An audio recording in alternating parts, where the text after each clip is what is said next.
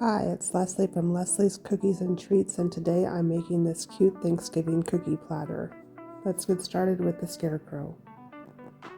First, put a little bit of squiggle of icing on the underneath side of the hat and paint that in with a slightly dampened paintbrush. Do the same thing to the other side, and then outline and flood in the top of the hat.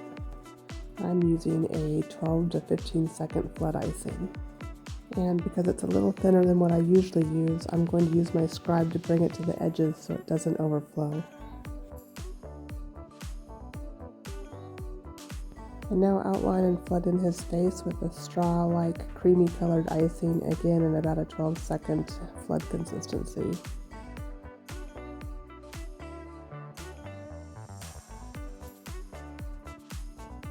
Then I'm going to pipe in the hat band. I'm going to put a squiggle of icing down the middle and let it set up for just a second, hoping to prevent craters in this area. And now I'm taking a piping consistency or a detail consistency icing and piping in some yellow straw for his hair. I'm going to go back in now and fill in the hat band, and then I'll add a couple more strands of straw for his hair.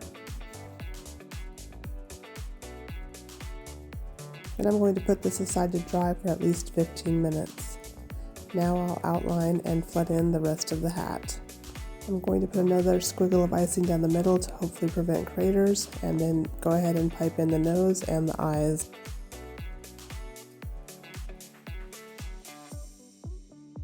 I gave the eyes a highlight with some of the cream color, and it kind of overflowed the eyeball and got on the face, so I just wiped it away with a damp paintbrush.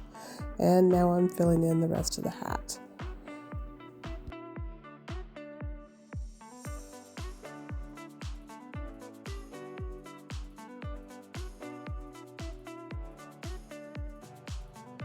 I'm going to let the scarecrow dry completely, and then I'm going to add some rosy cheeks and give him a cute little mouth with some stitches.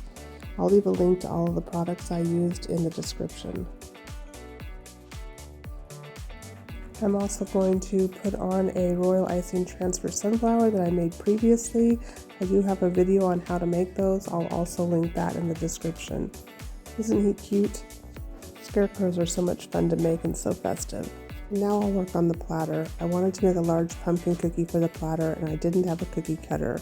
So I took my scalloped platter cookie cutter and an oval cookie cutter and combined the two cookies together so that I could make a franken-cookie and have it be the perfect pumpkin shape. So now that my cookies are baked, I'm going to outline my pumpkin cookie and separate it into 3 sections. I'll flood in the outer 2 sections and let that set up for at least 15 minutes before I go back and flood in the center section. I added a couple of bumps to this pumpkin, but then I went back and added a whole bunch more later.